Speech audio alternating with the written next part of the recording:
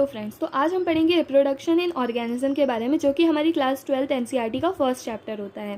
ठीक है, तो इसमें स्टार्ट करते हैं कि लाइफ स्पैन बेसिकली क्या होता है। ठीक है, कि एक ऑर्गेनिज्म है, एक ऑर्गेनिज्म के बर्थ से लेकर उसकी डेथ तक का जो बीच का इंटरवल होता है, that represents the life span. ठीक है, अब लाइफ स्पैन जो रहता है वो वेरी करता है। कुछ ऑर्गेनिजम्स का लाइफ स्पैन कुछ दिनों का भी होता है और कुछ का जो है 1000 ईयर्स तक भी होता है। ठीक है, कोई भी ऑर्गेनिज्म इमॉर्टल नहीं होता, दैट इज कोई भी ऑर्गेनिज्म हमेशा जिंदा नहीं रह सकता एक्सेप्ट सिंगल सेल्ड ऑर्गेनिज्म। ठीक है, single celled organisms are immortal.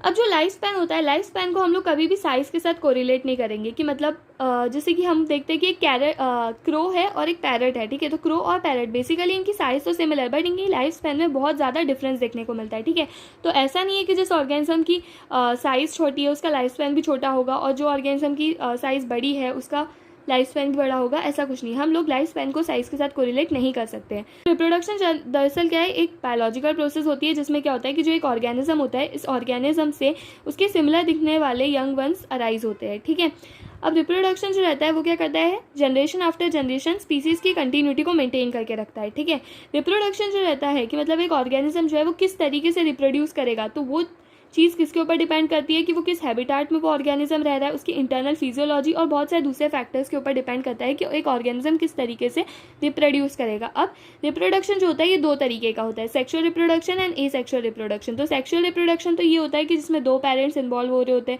ठीक है, और इसमें क्या होता है कि जो मेल और फीमेल गैमेट्स होते हैं, मेल और फीमेल गैमेट्स का फ्यूजन हो रहा होता है। वेरएज़ जो एसेक्सुअल रिप्रोडक्शन है, एसेक्सुअल रिप्रोडक्शन में एक सिंगल पेरेंट इन्वॉल्व होता है। ठीक है, गैमेट का फॉर्मेशन हो भी सकता है, नहीं भी हो सकता है। ठीक है, इसमें क्या होता है कि जो पेरेंट होता है, पेरेंट से जो ऑफस्प्रिंग प्रोड्यूस होते हैं वो एकदम एग्जैक्ट कॉपी होते हैं of their parent, and also वो एकदम एक दूसरे के, मतलब जो ऑफस्प्रिंग है वो आपस में भी क्या होते हैं, एक दूसरे की एग्जैक्ट कॉपीज होती है। तो इसे हम क्या कहते हैं, क्लोन कहते हैं। ठीक है, मतलब कि वो क्या है, अपने पेरेंट के क्लोन है। ठीक है, सिमिलर, एकदम आइडेंटिकल एंड सिमिलर है। ठीक है, ये किस में देखने को मिलता है, जनरली हमको सिंगल सेल्ड ऑर्गेनिज्म में देखने को मिलता है। अब जैसे कि सिंगल सेल्ड ऑर्गेनिज्म में देखने को मिलता है, और किस में देखने को मिलता है, जो सिंपल ऑर्गेनाइजेशन वाले प्लांट्स और एनिमल्स होते हैं उनमें भी हमको एसेक्सुअल रिप्रोडक्शन देखने को मिलता है।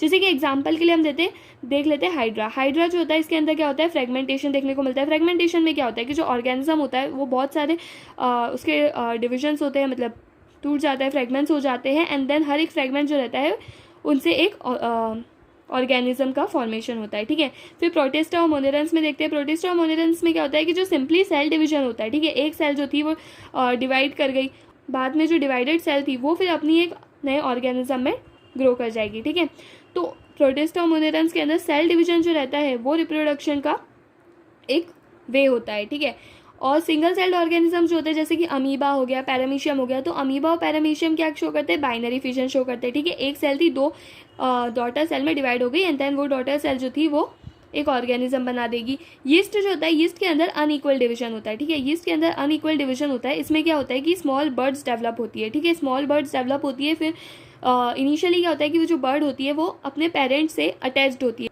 लेकिन आफ्टर सम टाइम क्या होता है कि ये जो बर्ड्स होती है वो उसके पेरेंट्स से सेपरेट हो जाती है, एंड देन फिर स्टार्ट करती है as growing as an individual. ठीक है, मतलब एक ऑर्गेनिज्म में फिर वो बन जाती है।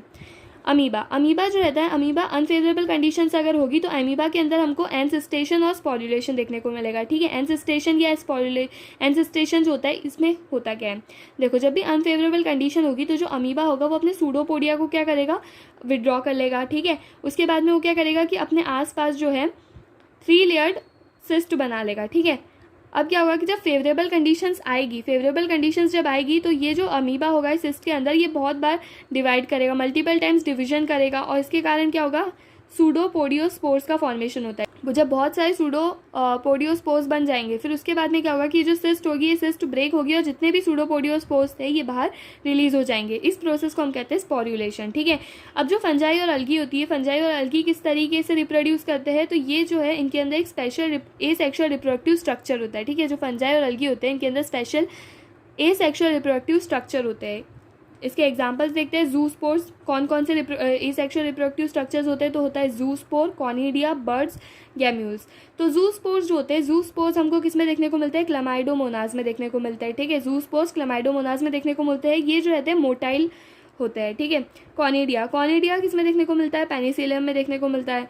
ठीक है। फिर बर्ड्स जो है, बर्ड्स हमको किस में देखने को मिलेगी, हाइड्रा में देखने को मिलेगी। हाइड्रा के अंदर बर्ड फॉर्मेशन हो रहा होता है। गैम्यूल्स स्पॉन्ज में देखने को मिलते हैं। ये सारे उसके एग्जांपल्स हैं। फिर प्लांट्स जो होते हैं, प्लांट्स के अंदर हम लोग जो है एसेक्सुअल रिप्रोडक्शन नहीं बोलते, प्लांट्स के अंदर हम वेजिटेटिव रिप्रोडक्शन बोलते हैं, ठीक है। वेजिटेटिव रिप्रोडक्टिव जो स्ट्रक्चर्स होते हैं, ठीक, वो क्या होते हैं, runner, rhizome, sucker, tuber, offset, bulb. Runner, rhizome, sucker, tuber, offset, bulb, ये जो है ये क्या होते हैं, वेजिटेटिव रिप्रोडक्टिव स्ट्रक्चर्स होते हैं और इनको हम क्या बोलते हैं, वेजिटेटिव प्रोपैग्यूल्स कहते हैं। इनसे फिर क्या होता है, नए ऑर्गेनिज्म का फॉर्मेशन होता है, ठीक है। फिर टेरर ऑफ बंगाल या स्कोर्ज ऑफ वाटर बॉडीज। तो टेरर ऑफ बंगाल या स्कोर्ज ऑफ वाटर बॉडीज क्या होता है, ये हम किसको कहते हैं, ये हम कहते हैं वाटर हाइकिन को। वाटर हाइकिन जो है ये एक इन्वेसिव वीड था, जो कि जहाँ पर भी मतलब स्टैग्नेंट वाटर दिखता है ये वहाँ पर इजीली ग्रो कर जाता है, ठीक है। और ये जो वाटर हाइकिन होता है क्या करता है कि जो वाटर होता है, वाटर से ऑक्सीजन को निकाल लेता है। अब वाटर से ऑक्सीजन निकाल लेगा तो वाटर के अंदर ऑक्सीजन डेफिशिएंट हो जाएगी, जिसके कारण क्या होता है, फिशेस की डेथ होती है। नेक्स्ट आता है सेक्सुअल रिप्रोडक्शन। सेक्सुअल रिप्रोडक्शन में क्या होता है, मेल और फीमेल गैमेट का फॉर्मेशन होता है। फिर उसके बाद में इन्हीं मेल और फीमेल गैमेट का फ्यूजन होगा, फ्यूजन से जाइगोट का फॉर्मेशन होगा। फिर जाइगोट जो रहेगा वो एम्ब्रियो में डेवलप होगा, ठीक है। तो एम्ब्रियोजेनेसिस उस प्रोसेस को कहते हैं। एंड देन फाइनली जो है एक ऑर्गेनिज्म का फॉर्मेशन होगा। तो सेक्सुअल रिप्रोडक्शन जो होती है ये as compare to a sexual reproduction ज़्यादा इलेबोरेट प्रोसेस है, कॉम्प्लेक्स प्रोसेस है, स्लो होती है और इसमें जो ऑफस्प्रिंग प्रोड्यूस होते हैं वो आइडेंटिकल नहीं होते to the parent. To reproduce sexually growth and maturity has to be reached, ठीक है। मतलब एक ऑर्गेनिज्म जो है उसको अगर सेक्सुअली रिप्रोड्यूस करना है तो उस ऑर्गेनिज्म को एक सर्टेन स्टेज ऑफ ग्रोथ और एक सर्टेन स्टेज ऑफ मैच्योरिटी तक पहुंचना पड़ेगा। ये जो स्टेज होती है मतलब ग्रोथ और मैच्योरिटी की स्टेज तक पहुंचने से पहले का जो ड्यूरेशन होता है एक इंडिविजुअल की लाइफ में, उसे कहते हैं जुवेनाइल फेज या फिर vegetative phase in the plants, ठीक है। तो ये जो जुवेनाइल फेज होता है या वेजिटेटिव फेज प्लांट्स के अंदर जो होता है ये वेरिएबल ड्यूरेशन का होता है। अब देखते हैं कि जो प्लांट्स होते हैं, प्लांट्स बेसिकली 3 तरीके के होते हैं, एनुअल, बाइनियल और पेरिनियल। एनुअल और बाइनियल प्लांट्स जो होते हैं इनके अंदर हमको वेजिटेटिव, रिप्रोडक्टिव और सेनेसेंट फेज जो है उसमें क्लियर कट डिफरेंस देखने को मिलते हैं। मतलब अलग ही हमको पता चल जाता है कि अभी वेजिटेटिव फेज चल रहा है या रिप्रोडक्टिव फेज चल रहा है या सेनेसेंट फेज चल रहा है। लेकिन पेरिनियल प्लांट्स जो होते हैं उनके अंदर हम लोग एकदम क्लियरली नहीं बता सकते कि कौन सा फेज चल रहा है एट अ पर्टिकुलर टाइम। अब बैम्बू स्पीसीज़ जो होती है, बैम्बू की एक स्पीसीज़ होती है जो कि अपने पूरी लाइफ टाइम में सिर्फ एक ही बार फ्लावरिंग शो कर रही होती है and that is after 50 to 100 years. और फिर ये 50 से 100 साल बाद में ये जो स्पीसीज़ होती है बैम्बू की, ये फ्लावरिंग करती है एंड देन डाई कर जाती है, ठीक है। दूसरा एक एग्जाम्पल है स्ट्रोबिलैंथस कुंथियाना, ठीक है। स्ट्रोबिलैंथस कुंथियाना या नीलकुरंजी भी जिसे कहते हैं, ये जो है 12 साल में एक बार फ्लावरिंग शो करते हैं। अब जो प्लेसेंटल मैमल्स की फीमेल्स होती है, प्लेसेंटल मैमल्स की फीमेल्स के अंदर क्या होता है कि साइक्लिकल चेंजेस होते हैं। ओवरीज और एसेसरी डक्ट्स की एक्टिविटी जो होती है, ओवरीज और एसेसरी डक्ट की एक्टिविटीज़ के अंदर साइक्लिकल चेंजेस देखने को मिलते हैं। तो प्लेसेंटल मैमल्स की जो फीमेल होती है उनके अंदर ओवरीज और एसेसरी डक्ट की एक्टिविटीज़ के अंदर साइक्लिकल चेंजेस देखने को मिलते हैं, हॉर्मोन्स के अंदर साइक्लिकल चेंजेस देखने को मिलते हैं, ठीक है। तो उन्हीं साइक्लिकल चेंजेस को हम लोग नॉन प्राइमेट्स के अंदर क्या बोलते हैं, ईस्ट्रस साइकिल कहते हैं, ठीक है। नॉन प्राइमेट्स जैसे कि कौन, cow, sheep, rat, deer, dogs, ठीक है। इनके अंदर हम इस साइकिल को कहते हैं ईस्ट्रस साइकिल कहते हैं। वैसे जो प्राइमेट्स होते हैं, प्राइमेट्स के अंदर हम इन्हीं साइक्लिकल चेंजेस वाली साइकिल को क्या कहते हैं, मेंस्ट्रुअल साइकिल कहते हैं। इसका एग्जाम्पल है monkey, apps and humans. Primates का एग्जाम्पल होता है मंकी, एप्स और ह्यूमन, और इनके अंदर हमको मेंस्ट्रुअल साइकिल देखने को मिलती है। अब जो मैमल्स होते हैं, मैमल्स भी 2 तरीके के होते हैं, मतलब कुछ होते हैं सीजनल ब्रीडर्स, कुछ होते हैं कंटिन्यूस ब्रीडर्स। सीजनल ब्रीडर्स जो होते हैं वो कुछ फेवरेबल सीजन्स में ही रिप्रोड्यूस कर सकते हैं, उनके अंदर कुछ फेवरेबल सीजन्स में ही साइकिल शो होती है, ठीक है। लेकिन जो कंटिन्यूस ब्रीडर्स होते हैं उनके अंदर क्या होता है कि throughout their reproductive phase उनके अंदर वो क्या होते हैं, रिप्रोडक्टिवली एक्टिव होते हैं, ठीक है। अब सेनेसेंस क्या होता है, सेनेसेंस मतलब रिप्रोडक्टिव फेज एंड हो गया, ठीक है। रिप्रोडक्टिव फेज एंड हो गया और अब आता है सेनेसेंस फेज।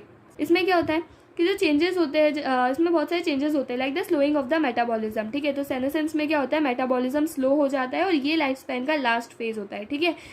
अब for the transition between the 3 phases, that is the juvenile phase, reproductive phase and the senescent phase, तो ये जो 3 फेजेस है इनका जो ट्रांजिशन होता है, इस ट्रांजिशन के लिए कौन रिस्पॉन्सिबल होता है, हॉर्मोन्स रिस्पॉन्सिबल होते हैं।